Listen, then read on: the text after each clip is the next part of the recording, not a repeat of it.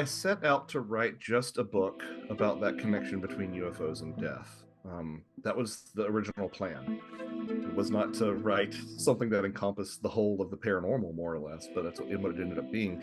There were three things, and for apologies to anyone who's heard my interviews on this in the past, but this is just the origin story of it. There were three things that stuck in my head for a long time. The first and most prominent, it's also the epigraph at the beginning of the book. In the wake of communion, Whitley and Ann Strieber received just a flood of correspondence from other experiencers. And uh, Anne was, I just listened to an interview the other day where Whitley said, I wanted to throw them all away. And Anne said, no, we're reading them. So Anne sat down and read all this correspondence and began making correspondences. She began making correlations, rather, a list of these. Mm. And the one that really stuck with Whitley the most, that he's mentioned in his subsequent work, was this has something to do with what we call death. Welcome to the Spirit Box podcast, where we explore folklore, magic, the world of the spirits, and everything in between. Today, I'm very excited to welcome back the great Joshua Cutchin to discuss his masterwork of scholarship and research, Ecology of Souls. This is a comprehensive dive into the overlaps between a huge range of mythological, paranormal, and consciousness phenomena. It really is an extraordinary book. We live our entire lives knowing that death awaits us. The hopeful believe, they insist, that some part of us endures after we make our final transition. Their convictions are corroborated by eyewitnesses who swear to have seen spirits of the dead haunting the living, and even appear in alien abductions. Is the UFO mystery reaching out to us from beyond the stars or from beyond the grave? This staggering implication demands not only scrutiny from the UFO phenomenon, but nearly every unexplained mystery haunting us today. I can't emphasize this enough, but this truly is a modern classic in our field. Between volumes 1 and 2 and the companion book, Joshua has done an exhaustive level of research into this field and all the different parallels and contradictions that make up this extraordinary world we live in. It really is an astonishing piece of work, and kudos to Joshua for completing this. It's a gift really to our wider community. In the Plus show, we get into why is Ireland such a hotspot for activity, what causes a hotspot in the first place. I asked Joshua a pretty tired question, but he very graciously gives me a great answer as to what is his favourite story in the collection. We also discuss what religion has the best take on death, in his opinion, against the backdrop of his research. And we get into his new book on fairies and film. Now, if you want to hear the Plus show, super easy to do so. Just join the Patreon and there you go. You'll get access to the extended version of this show and the extended version of all Spirit Box shows, plus a whole heap of bonus content, bonus shows, and access to all the Spirit Garden work that we do on the Patreon. That is, knowing how to garden and produce food in a way that is conscious of place, conscious of the non-human intelligence in the space you're in, and really kind of develop your own stewardship of the area you're in. Right, let's get on with the show.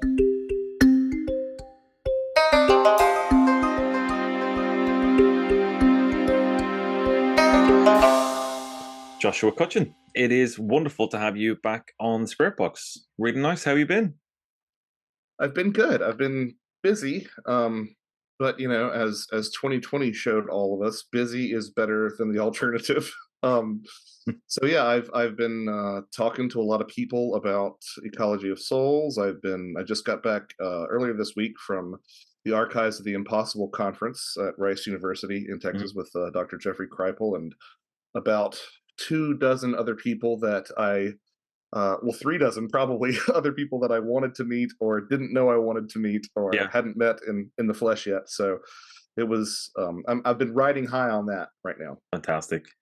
Well, I've just to recap our conversation before we hit record. I've just finished volume one of Ecology of Souls. No, yeah, there you go. Rather than sometimes it blurs when you hold it up, but I love the cover art. Saint Terence right in the middle there. Yep, Saint Terry of McKenna. Because the name Ecology of Souls, for anyone Yeah. who's wondering, was actually plucked directly from a Terence McKenna lecture. I've tried to look. Granted, I haven't tried as hard as I could, but I've tried to look and see if that particular phrase had Yeah. any precedent before he started using it, and I haven't found it yet. So Right. it seemed appropriate to have him on the cover. Yeah, fantastic. But I'm only halfway through. There's a whole volume two for me to get through as well.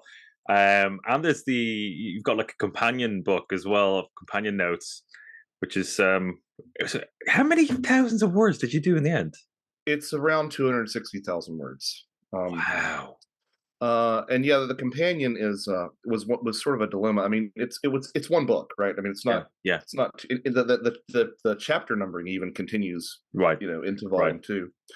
But it became apparent that I would have about 300 to 400 pages just of reference material. So that was what gave birth to the companion. Yeah. But that sort of again put me in the dilemma of allowing people who buy the print version to have access to that, because if you buy the print version, you should have access to the end notes. You shouldn't have Yeah. to pay extra. Yeah. So I'm a bit of a physical media junkie, so I decided to make a physical copy for people like me Yeah. and have the PDF available for Mhm. free online on my Yeah. website. And Yeah. there's a website that you can go to that's listed in the book. But Mm. to my surprise, even with that free PDF being available on my Yeah. website, about a third of the sets that have been purchased include the companion, which Oh wow. warms the Mm. cockles of my physical media loving heart. That's fantastic. Well, I mean, even though I'm only halfway through, it's an exceptional piece of work. It's just an incredibly comprehensive scholarly piece of work. And kudos to you for completing that undertaking, because it is really, the scope of this is vast. And even to plait together the kind of the myriad of fields that you do. um the tapestry you create tells a comprehensive and cohesive story, which is really, really good. And I genuinely like, I think it's for me, it's up there with like um a Daimonic Reality by Patrick Harper. I think it's of that ilk, and I think you've really you've created a classic in this field. Well, I couldn't find higher praise than that. It does, without sort of because it's always hard to talk about these things and people Sure. say nice things about you. So I'll just go ahead and embrace that for the time being. Yeah, it does feel like the sort of thing that I could have only written after having sort of lived and breathed this for a Yeah. while, and sort of internalized it. And that's probably part of why it came together relatively quickly. Mm. I think researching and writing was about 18 months or something like that. Hmm. Hmm. Um, and it it's also the sort of thing, and I would never, I want to underscore this, I would never use this language about something that I've done myself.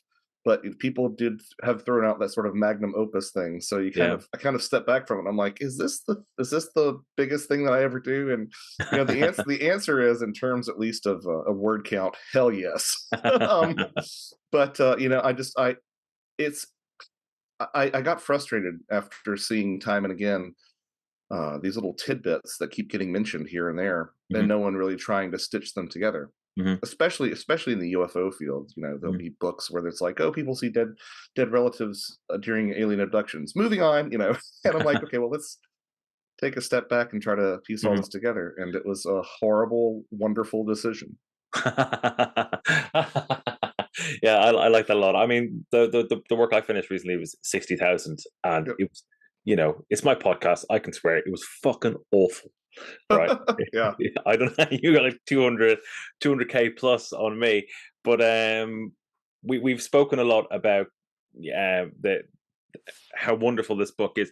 We haven't spoken about what it's actually about. So, could you give our listeners kind of an overview of the work? Well, I set out to write just a book about that connection between UFOs and death. That was the original plan. It was not to write something that encompassed the whole of the paranormal, more or less, but that's what it ended up being. There were three things, and for apologies to anyone who's heard my interviews on this in the past, but this is just the origin story of it. There were three things that stuck in my head for a long time. The first and most prominent is also the epigraph at the beginning of the book. In the wake of communion, Whitley and Anne Strieber received just a flood of correspondence from other experiencers. And uh, Anne was, I just listened to an interview the other day where Whitley said, I wanted to throw them all away. And Anne said, no, we're reading them. So Anne sat down and read all this correspondence and began making correspondences. She began making correlations, rather, a list of these. Mm. And the one that really stuck with Whitley the most, that he's mentioned in his subsequent work, was this has something to do with what we call death.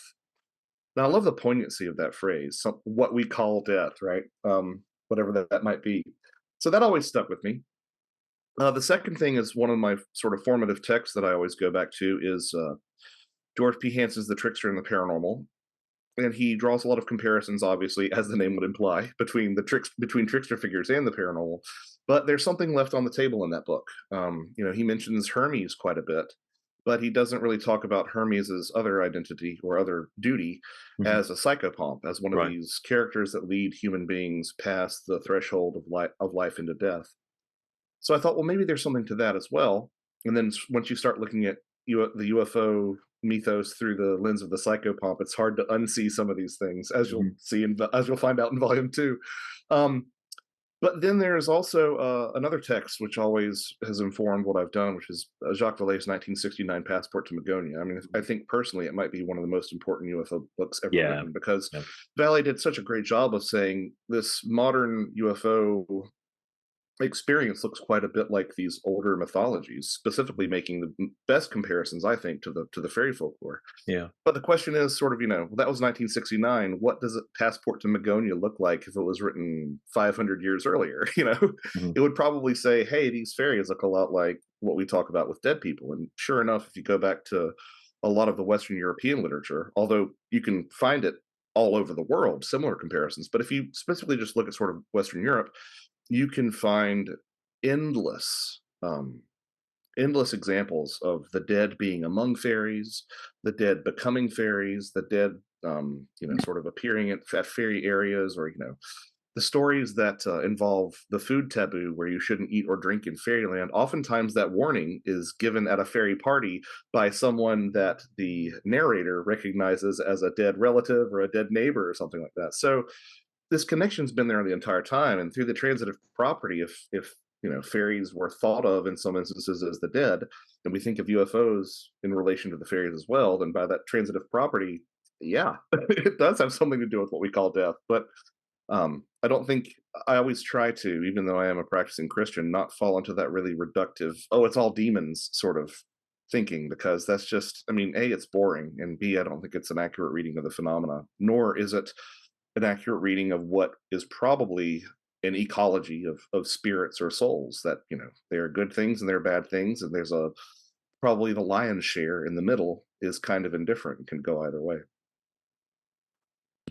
Yeah. I mean, I think that's a very accurate description of it. I mean, most things are entirely ambiguous, and I think this does come, and that sense of like ambiguity of like what you're dealing with or what you're engaging with, for those of us that where some of these paranormal experiences have you know rang our respective doorbells, and called, um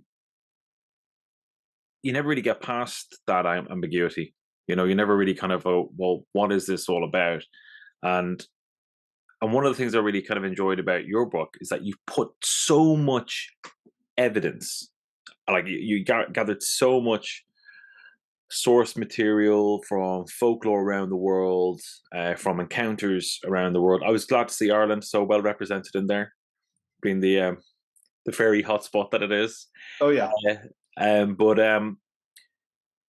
even though you get to that whole position, you paint all this this incredible arcs and plot all these themes together, you're still you personally still in the same position of going, well, I don't know, I guess, you know.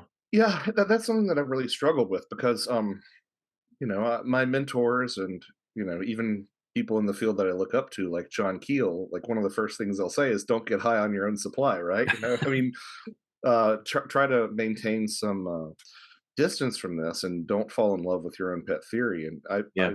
I've since, I guess you don't get on the other side of something this big and not find yourself quite enamored with it. But Mm, I am, so I'm still trying to I'm trying to break myself out of this line of thinking, but it seems like a compelling argument can be made without really sort of defining things like what death is and what the yeah. afterlife is. Yeah. It seems like a compelling argument can be made that this is all about some way that we are trying to relate to that transition. Yeah. One of the areas that I found hugely interesting, that you explored in the book, was drawing parallels between kind of people's, like, psychedelic experiences, in particular, kind of the highly immersive psychedelic experiences, with um, near death experiences and uh, other extraordinary, out of the ordinary experiences that people have. I thought that was a really interesting parallel and one I hadn't really considered before. And it made an awful lot of sense, as you built it out, like, you know, the machine Yeah, no, elves, the fairies. well, that's something that I sort of had gotten frustrated with is that you have some of these people who have done great work in these fields, but they've Mm, always kind of been siloed off, and they've only sought to compare one contact modality to the other. So I'm thinking specifically of Kenneth Ring, who said, "Hey, these alien abductions look a lot like these near-death experiences." And you've had people say, "Hey, these near-death experiences look like these psychedelic experiences." And you've had people who might say, like Eddie Bullard, might say, the alien abduction experience looks a lot like the shamanic initiation. But they've never really tried to put these things in dialogue with one another, if that makes mhm. any sense. Yeah. Um, and once you do, then you start folding in, even a lot of trips to fairyland and a lot of encounters with cryptids, and it starts to, I'd say each of them have about probably a 75% conformity rate. There's always something that doesn't quite line up, but Yeah. it's usually enough that it makes you say, what if this is all, again, flirting with reductivism here, but what if this is all going to the same or a similar space in each of Mhm, these encounters? mhm. And I think at least in the cryptid stuff is always a little bit finicky when you're trying to fit it in there. Sometimes it does just seem like undiscovered animals, but you can even make comparisons with that. And I think that in some cases that might very well be what's going on. Is that it's just this threshold experience, that sort of brings you into this other space. And speaking of kind of like the cryptids, um, the whole cryptid phenomenon, going back to kind of your earlier work of like where the footprints end, and then looking back further, you got like thieves in the night. Like, do you think this is like the ecology of souls? You were kind of building up to that because you're exploring a similar thing there. You're asking a lot of questions about Bigfoot and Yeah, yeah, its true nature. I do. As I'm fond of saying, like my inner 12-year-old really wants Bigfoot to be a big monkey. Like like that. I want it to be that because that's what I learned about from the beginning. And uh, maybe this isn't the forum to discuss it, but there's plenty of evidence that suggests as much. That really conforms to the idea of whatever this thing is being a primate. But I guess I have Timothy Renner to blame a little bit for that. But over the course of my different work, I sort of came to suspect that a lot of these cryptids are something from that sort of imaginal realm. Right. And part of that, honestly, I mean, you live with this ambiguity being a magician, but part of that, honestly, is finding so much sense in a lot of the skeptical pushback. Hmm. To why don't we have a body? Why don't we have more evidence? Why don't we have conclusive, DNA samples? Hmm. It lives in this sort of vague area. And of course, the occultists are always comfortable with that, but the Hmm. cryptozoologists aren't. Um, So, there's a little bit more of a push to bring cryptozoology into this other space that deals in ambiguity a little bit more. That sort of Patrick Harper space, I guess, is what it is. Yeah, yeah. And the thing I find hugely interesting about this territory is that you deal with a lot of ambiguity. I mean, as an experiencer, or as an occultist of some description, a lot of the kind of earlier forays are ambiguous. You're like, did I hear something? Did it work? Did the spell work? But Was the voice in my head? Yeah, yeah. yeah. Why does the voice in my head tend to agree with what I want all the time? But then things do happen. Then you get those kind of earth shattering moments where you can't you can't rationalize them. And I think an awful lot about the people whose accounts you gave in the book. And I go, what happened to them? Like, how do they? Yeah, I mean, you talk about it as well. People come back with healing powers and that kind of thing. And Yeah, but did they incorporate it? I mean, you mm, can go to therapy religiously and never miss an appointment, but unless you do something with it, it's just going to sit there. yeah, yeah, And I feel like a lot of these experiences are that to a certain degree. hmm I mean, not literally therapy, but I mean they have that sort of same quality that they only mean something, quote unquote, mean something if you actually deal with them. mm-hmm. And speaking about people and kind of their experiences, you talk to shamanism in the book as well, which I really liked. And I broadly agree with your thoughts on it. Like, I personally think that most of what we call traditional British and Irish witchcraft could be defined as a form of shamanism. I know a lot of witches would not Yeah, approve of that, but I think it's getting tied up in the detail of specific different types of shamanism. An Amazonian shaman, is going to be very different from a Siberian one, but the broad context of being that mediator, that person who's the ambassador that works back and forth between both worlds, that seems to be the same quality. yeah, it's something that I struggle with a great deal because there's a lot more attention now to whether or not we should be using that word as broadly Yeah, as we have in the yeah, past. yeah. And I understand that, and I tried to acknowledge that a little bit, but there are communities that would sort of bristle at that broad application. Mm, And it's just, I think part of it's just the fact that we don't really have a good word to encompass all these different variations that you see on this yeah, idea of, basically being an intercessor between the human and the spirit world. yeah. And I could make up some sort of neat little uh, catchphrase or something, and but it was just like, let's just stick with this term and just sort Mm, of try to use mm, it as best we can, mhm. um, because nothing else really seems to fit. But yeah, it's interesting to me. A lot of people will see these correspondences across cultures, and they'll assume that they all came from the same place. In other words, they'll think that perhaps there was some sort of global culture that spanned the world, and that's why you Mm, have the mm, diffusion of all these different ideas or practices. And I'm sympathetic to the idea that there was. I'm sympathetic to the idea that our history is not what the official narrative is. I'm very mhm. sympathetic to that idea, but at the same time, I feel like that sort of robs the objective nature of some of this interaction. And what I mean by that specifically is I think that people arrive at similar techniques and similar landmarks or shapes because these techniques and these this sort of architecture, thinking of something like the pyramids, that works. Like, it Mhm. works. Like, that's Yeah. just what it is. It's the same thing as the bow and arrow, right? Yeah. People discovered this through trial and error, all independently, because it just works for reaching out to this other realm. Yeah. I agree with that completely.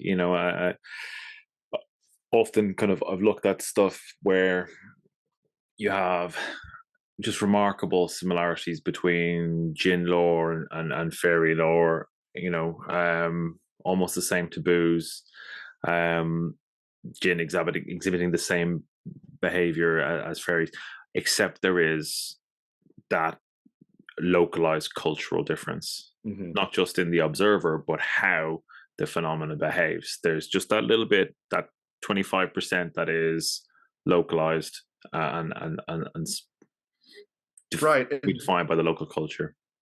yeah, and I'm not always sure what to make of that. I mean, it does bring up the question how much of this phenomena is self-generated, which is an idea that I was Mm, very resistant to. Like, because mm. again, my inner 12-year-old doesn't want me to be projecting these things into the world. But and I don't think that I can't sort of reconcile it with the fact, well, it doesn't make it any less miraculous and doesn't make it Mm, any less strange.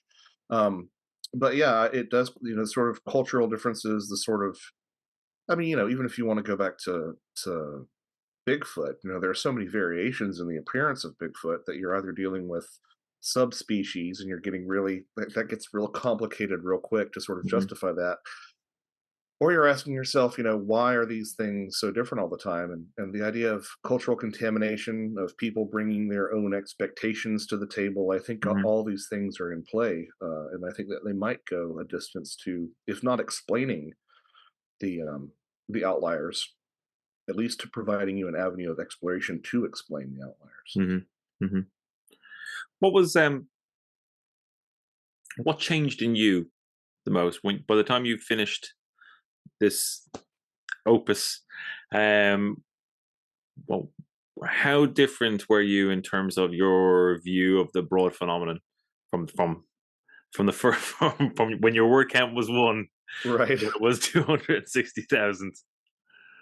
I'd have to say one of the biggest things was that that idea that it could be self-generated to some degree. I would also say that I have a, broadly speaking, a more positive view of all these things. And of course, people will be like, "Oh, well, this happened that was negative, and this happened that was negative." But that also came with a sort of sea change in the way that I thought about death. And again, I've always believed in an afterlife. This hasn't been a major sticking point for me, but you soon come to realize that a lot of the reasons that people have fear in these experiences is because they fear death or something.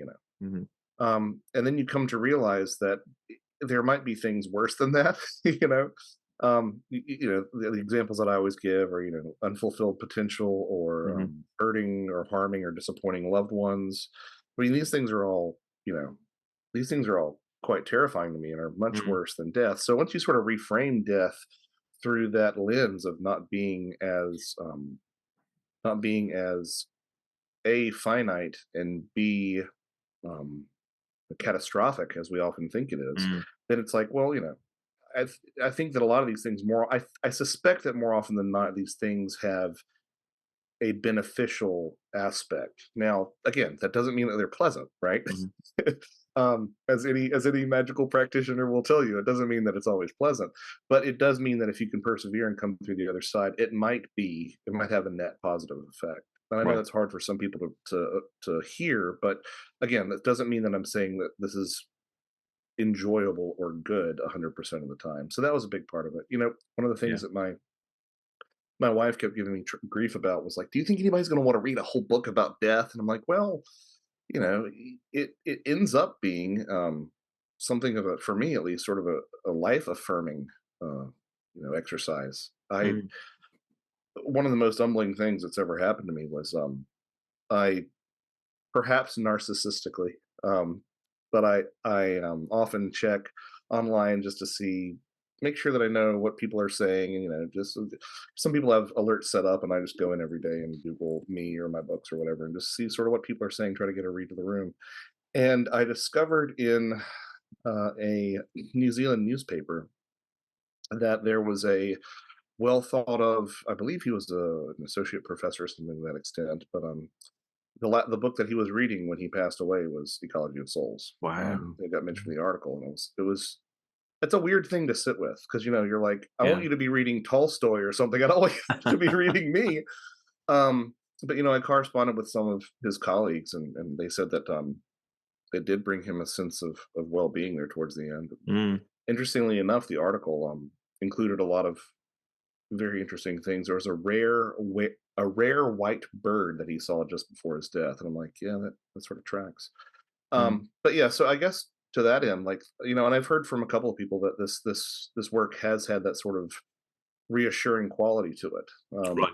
That our world, you can relax. Death isn't the end, and our reality is much stranger than we give it credit for. Yeah, I think that's the fundamental takeaway. Yeah, and it really is much stranger. Um, Thinking back to what you were talking about kind of things that are worse than death.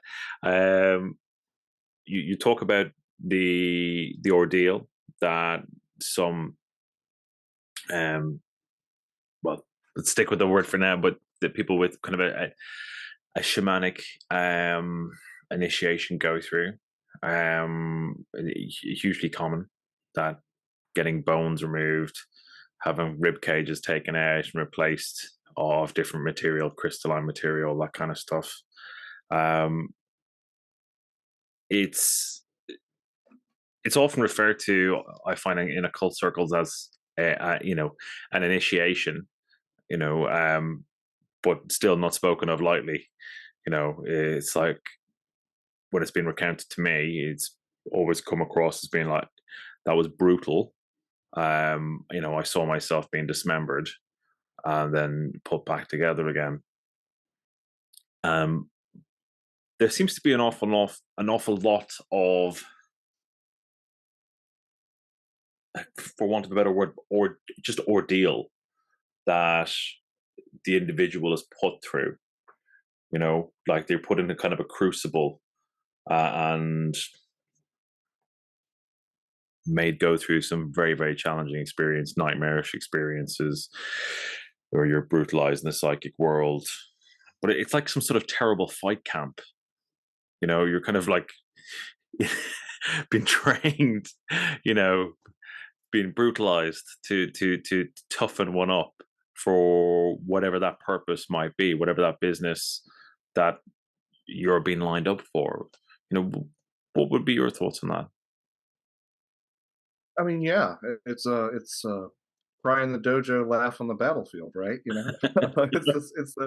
It's and yeah, I've become more immersed in the past couple of years in the recovery community, being a part of it myself, and to a person, the people who come out the other side of that experience, and are able to stick with it and make it work and integrate it into their lives. Uh, to a person, they wouldn't trade their rock bottom really for anything. Mm, mm, It's the same metaphor that you see time and again, not only of death and rebirth, but it's the cleansing brush fire to make way for new growth and yeah. all these things. So yeah, I think that's a huge part of it, and I kind of wonder if the alien abduction experience, such as it is nowadays, uh, obviously I suspect, as many of my colleagues do, that it's not as prominent nowadays as it once felt. I just think that maybe the information is going through different channels than it used to. But Mhm. setting aside the incidence of these experiences in 2023, I suspect that it might have some sort of interplay with how we just, I wouldn't say we don't have a sense of self in the Western world, but we've taken out all these rites of passage. Um, Mm, Even the things that we substituted them for have sort of been washed away as well. There's no real good defining point, from mhm. childhood into adulthood, and I kind of wonder if this doesn't sort of serve that purpose as well. It's like, That's yeah, you this is the moment. There's a before and there's an after, and this is when that happens. yeah. That's a really good point. You know, and I think it's something that we're particularly in the West, where we have been kind of desacralized, um, and a lot of stuff has been stripped of meaning. You know, and Yeah, I mean, adulthood becomes, get a mortgage and a child, and it's like, well, that's not really. yeah, I mean, that might be de facto adulthood, but that's not a spiritual transition by any it's stretch not. of the You know, imagination. Yeah. without kind of getting on a soapbox, because I'm guilty of this as well. So we end up in kind of an extended adolescence. You know, Like, I'm knocking on the door at 50, and I'm still fucking about in the PlayStation. Yeah, I mean, guilty as charged. Yeah, Yeah, yeah. And you think about what our grandfathers and great grandfathers were doing at yeah, 50. totally. Um, that might be a function of luxury too, to a certain degree, Mhm. and what they had available to them. But yeah, Yeah, there yeah, is. they're up there now going, if I had a Playstation, I Yeah, would have been fucking exactly, around on it too. exactly. Yeah, I mean, and I think it's. I suspect it's a problem. I don't really know what we're going to do about it, other than become because I don't think that playing PlayStation bars your spiritual development, but it is symptomatic that it is symptomatic of another problem. But I think that, and of course, I'm still riding high on Mhm. the conference in Texas, but I feel like we have reached a point where there is more of a call inward. Yeah, I think so. The magical renaissance that started sort of unfolding a couple of years ago, I think, Mhm. spoke to that. I think the rise in paganism spoke to that as well. I think we feel like, and I don't necessarily feel this way, so everybody take note of that. But I get the feeling like, from a cultural perspective, we feel like we have met a dead end with science, and we're like, well, this keeps on giving us great stuff, but Yeah. it's not imparting that sort of meaning. Mhm. I've Yeah, yeah. Yeah. yeah. The philosopher John Moriarty spoke about that. Um, is a philosopher I absolutely adore, an Irish guy. But he wrote a book in the early '90s called Dreamtime, and his kind of his whole thesis was, through the Cartesian view of the world, we've run out of stories. Mm. And really, what I think he was saying is that, like, our imaginal world has been, it's almost been sterilized out of us in the West. Yeah, this is a huge problem that I have, because, like, look, I love deconstruction stories, right? Mm, So I love The Boys, and I love Watchmen, and I mm, love all mm. these deconstructive stories. I love, seeing a princess rescue herself. I think that's all really cool. But I do fear that, well, quite frankly, those stories don't mean anything unless you come into them with the baggage of having sort of those tried and sort of, Mm. frankly, stale tropes. But those tropes stuck around for so long because I do think they have this deep archetypal meaning, and now it feels like Yeah. everything is just deconstruction. And it's like, well, Mm. that's nice, but I kind of I feel like, at least storytelling in the popular medium and the popular pop culture space has become. I think it could do for a return back to some of those sort of more basic forms. Again, Yeah. I love the deconstruction. I think it's great. I Mm. think it's Hmm. I think it points out a lot of interesting stuff. But uh, we could still use a couple of films every now and then where the Yeah. knight rescues the princess alongside the princess rescuing herself. Just a Yeah. balance of that. Yeah. Yeah. No, I think that's really, really valid, and it definitely kind of ties into that idea of, like, well, we've got to,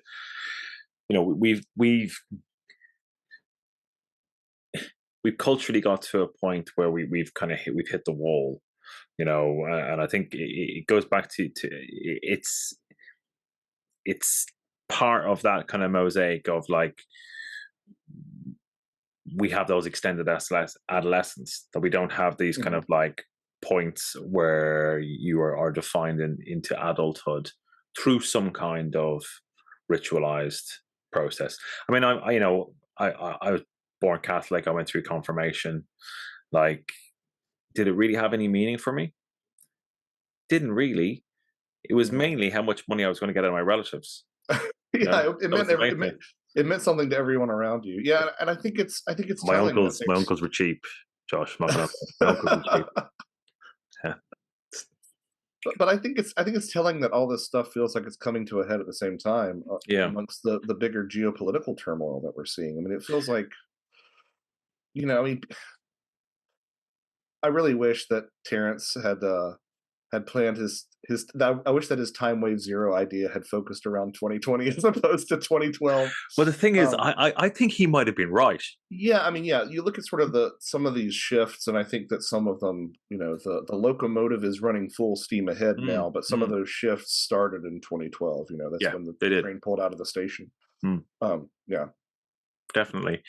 But again, looking at kind of our story, looking at the films, like we've had a whole raft of just like dreadful rehashes of like you know epic work like the Amazon's recent kind of like foray into Tolkien's world, and there's Hmm. numerous kind of different knockoffs of that kind of Dungeons and Dragons world. And we have these spectacles of films, that they're vast in their scale, and they're epic in their presentation, but we're numb now. Like when I think of like say the first Marvel films that came out, they were fun films. First Iron Man was great, all that kind of stuff. And then when I kind of see a new Marvel film go out, I'm like, oh fuck off. Yeah, No. it's kind of like, I feel like we've all been kind of waterboarded by Marvel at this point. Like it's just this constant stream of stuff that we're just getting in our Yeah, faces. You yeah, know what I mean? It's like yeah, maybe slow down a little bit, please, because even if you want to keep up with it, it gets exhausting and difficult. But it's just it's indicative of. I mean, you can see this sort of unfolding in the films themselves. Like as the stakes continue to raise, hmm, you know it's a personal struggle. Oh, now it's saving a city, now it's saving the world, now it's saving the galaxy, now it's saving reality. yeah, As the stakes continue to raise, the amount of shit that you give just continues to lower. yes, And you sort of end up painting yourself in a corner. I mean, I think that with the superhero stuff, the writing's on the wall that hmm, this is it's I think it's going to. I think we're in the twilight of that right now. yeah. I think we are too. Um, the box office would seem to indicate that, and I don't know what the next genre is that will come along, if mm, anything. I mean, Hollywood's kind of. I've gotten the impression and had confirmation from several friends in the industry that Hollywood's kind of on the ropes now in general. People, saw how miserable the film going experience was in 2020. They're like, oh, this is kind of nice to just be able to sit here at home. But I yeah, think just I don't think necessarily streaming is the future either. I think the whole model is changing, and maybe people are going back to. Maybe I'm being a little bit too optimistic about this, but maybe people are turning to other forms of entertainment, and it's just everything has a time and a place. yeah. It does. I think it's just it's things go the way they have a lifespan, and then they fade. Yeah. I think what's interesting about this point is that the stories are fading. And like it Mm, doesn't matter the budget, it doesn't matter the quality of the visual effects, because they can't. They might be great, but they can't carry the story. Like mhm. they cannot just be the vehicle for delivery. It makes me. I think back to again that idea of meaning, which ultimately I think is a thread that goes through. I've got my hand on your book, which is why my arm's over here. That's why I'm linking my thoughts together. I'm touching the book. I'm reading the book. But fundamentally, with Ecology of Souls, reading through it, is that you're like you're painting a picture of.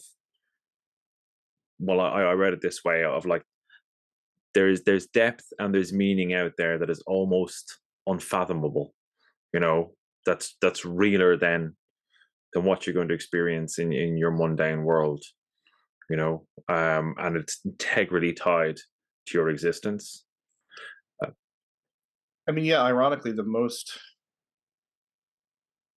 deepest and most real things are the most intangible. You know what I yeah, mean? And everybody knows this on some mm, level. yeah, Anybody who's ever felt love or compassion knows this, but just we get distracted by shiny things.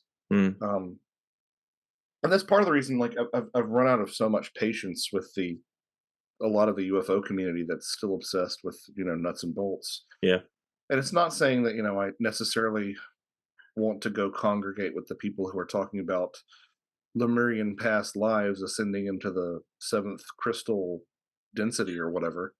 Um, but I do think that there's a middle way that sort of says, hey, these things seem to have some sort of, these things can manifest objective qualities, I guess is the way to put it. Right. But also they seem to be more aligned with, the question at stake is one of, the human soul. And I'm not saying, I know some people who, the monists and the animists, animism has become sort of a little bit of a bad word nowadays, but like the monists and the animists will say, how dare you have such an anthropocentric perspective? But that's not what I really mean, just soul in general. Hmm. That's the matter at stake. That's the primary concern. And life energy, I guess, would be probably a better way to put it. But these experiences have some things that you can measure, but that's not their primary concern. So when you again, drew to a close with this book, how did you like? Did you struggle to describe what it was about, or was it clearer to you? Um, you're talking about like literally in the conclusion, or in terms of like an elevator pitch that I would have An with it? elevator pitch. I mean, no, well, so it kind of falls in line with, and this is maybe why I'm a little bit more optimistic these days. The number of people that I've had conversations with, the normies, quote unquote, Hmm. whom I've had conversations with who really reject the extraterrestrial hypothesis has been quite striking. Hmm. Um, and I'm not here to necessarily bash on the ETH, even though I have a lot of problems with that line of thinking. But um, the number of people that I've come up to, and they've I started saying, I started my pitch about why UFOs probably aren't from other planets, and they say no, I think they're interdimensional. I'm like, oh, okay. I don't know where you got that from, but kudos to you. That's a good starting point. I would quibble with the whole. I would quibble with the way that we think of. I would quibble with the way that we spackle uh, the other world with dimensions. It's always like, well, okay, well, what are we really talking about here? But yeah, that's you're on board with something that's a little bit different. So, in that sense, it hasn't been difficult getting the idea across to people. And to the contrary, whenever people do talk about the extraterrestrial hypothesis, I say, okay, it's possible. Certainly, there's 70 years of scholarship that has been approaching this topic almost solely from that angle. But consider a couple of things. Number one, the fact that the alien abduction experience looks like all these other contact modalities, looks like near-death experiences, looks like psychedelic trips, looks like shamanic initiations, etc. And the fact that dead people show up in alien abductions, Mm. and that one always does take them by surprise and sort of allows them an opportunity to sort of rethink what they're thinking, or So my statement at the end of the day is usually like, you know if we're dealing with little green scientists from other planets, they're really fucking weird little green scientists from other planets, right? No model that we have. The extraterrestrial model has been approaching the UFO question through a materialist lens, and that lens fails in light of a lot of the data. Mhm. That's probably the simplest put thing. So I'm not really sure if that answers your question, but that gives you some insight into like how I approach this with people. In drawing my conclusions at the end, I think it's interesting because it's 2 volumes plus the companion, but there's kind of another book that's included in Ecology of Souls that I think if you go back and read it with this in mind, it kind of does read a little bit differently, which is me just trying to reconcile my own faith and spiritual practice with a lot Mhm. of this stuff. And I don't approach the book as a Christian. That's not Mhm. scholarly, and that's not. But at the same time, like a lot of this is me trying to say, like, how could this fit into what I'm dealing with on my own sort of internal Mm. personal level. Yeah. And that's what the afterword of volume 2 is dedicated to Yeah. sort of exploring. But then yeah, I think you go back and you read it and you're like, oh, he's kind of trying to figure out a way to make this all play together, because there's such a depth of connection between these different topics, and a consistency. That's the thing that always floors me. Um, that I do think it points to a certain amount of accuracy. across these older ways of thinking and these newer, experiences. So how does that interface with, American Christian belief, which is this happy clappy kind of don't think about the larger implications of what you're dealing with kind of, Yeah. vibe. And to that end, I ascribe to being like a Christian animist mystic, something along those lines. So Yeah. I do think that there's, that's part of it too. Yeah. Yeah. So sorry, that was a bit of a rambling response. No, no, no, no. I tend to do that. 260,000 words, yeah. It's true. It probably comes from the same place. um, yeah, well, that's really intriguing, but see, I think you can find a balance with that, and I think the very kind of the very structure of the the complexity of all the different sources that you pull on to build a work highlight that. Is like these things seem like the other ends of the universe: fairies, UFOs, near-death experience, psychedelic experiences. Yet you find incredible levels of commonality between all of these different areas. And I think you can still fit your own. You not necessarily marry, but you certainly can align your own faith in there. Yeah, They don't have it's to be almost like, contradictory. the phenomenon, I think, taken holistically, does point to a certain degree of monism. Mm, That's the testimony of a lot of UFO experiencers. mm, Not that we should necessarily believe these entities, but it does point to sort of a monist perspective. But I also think the way that you approach the topic can be well served by a monist perspective in your sources. You know what I mean? mm, Like take everything you can from everywhere, as long as it's not fictional or sketchy or directly tied to really problematic beliefs or something. Like there's room to see how all of this really speaks to the reality of these phenomena. mhm. Well, Joshua, it's been wonderful, wonderful to have you on the show. If people want to find your work, um, find out more about you and your 15,000 words a day, um, where's the best place for them to do so? JoshuaCutchin.com, JoshuaCutchin, just like a cut on your chin, no S.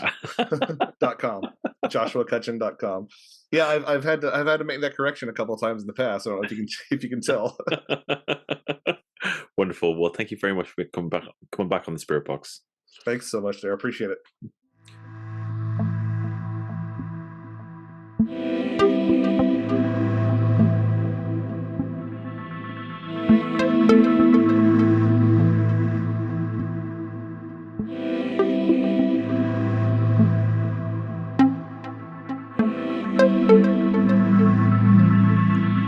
Thank you, Joshua. Well, I hope you all got something from that. I certainly did. It was fantastic to have Joshua on the show, particularly as I just finished volume 1 of his epic work. I truly, truly encourage you to get yourself a copy of Ecology of Souls. For me, it really is up there with Passport to Magonia and Daimonic Reality. It's, I think, in time, Joshua will get a lot of praise for what he's achieved, even more so than he's getting now. It's a vast undertaking. It was a vast undertaking, which he has nobly achieved and created something for us that's exceptional. So kudos to him. Do yourself a favor, pick up a copy while you still can. Links are in the show notes. Right, that's it from me. I'm Darren Mason. You've been listening to The Spirit Box. Take care and talk soon. Bye.